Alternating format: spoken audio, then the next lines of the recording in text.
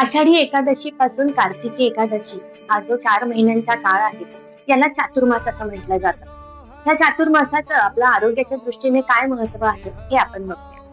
आषाढी एकादशीला देवशयनी एकादशी म्हणतात, कारण या दिवशी भगवान विष्णू हे क्षीरसागरामध्ये योग निद्रेत जातात, म्हणजे देव शोधतात. ह्या काळामध्ये आपण उपवास करावा, ध्यानधारणा पारायण करावी, शिवाय पचायला हलका असा आहार घ्यावा असे आपले धर्मशास्त्रामध्ये सांगितलेले आहे.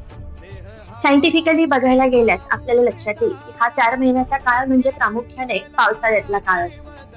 या काळामध्ये सूर्यप्रकाश कमी असतो, हवामानामध्ये आर्द्रता आणि गारठा हा जास्त असतो.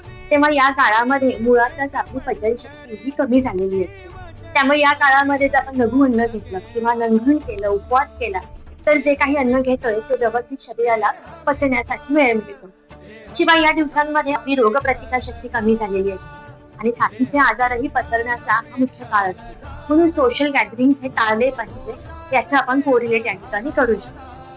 तेव्हा या काळामध्ये कोमट पाणी प्यावे, पचायला हलका लघु असा आहार घ्यावा, सीझनल भाज्या आणि फळांचं सेवन करावं. शिवाय या काळामध्ये प्रॉपर झोप घ्यावी आणि शक्य तेवढे ध्यानधारणा आणि मेडिटेशनद्वारे मानसिक शांतता अनुभवावी. आरोग्याच्या दृष्टीने अतिशय महत्वाच्या ह्या काळामध्ये तुम्ही तुमच्या शरीराच्या जीवनशैलीकडे अधिक लक्ष देण्याची गरज असते. आपल्या पूर्वजांनी सांगितलेल्या ह्या सर्व विधींचं आपल्या आरोग्याच्या दृष्टीने किती महत्व आहे हे तुम्हाला देखील पटलं असेल तर आम्हाला कमेंटमध्ये नक्की कळवा.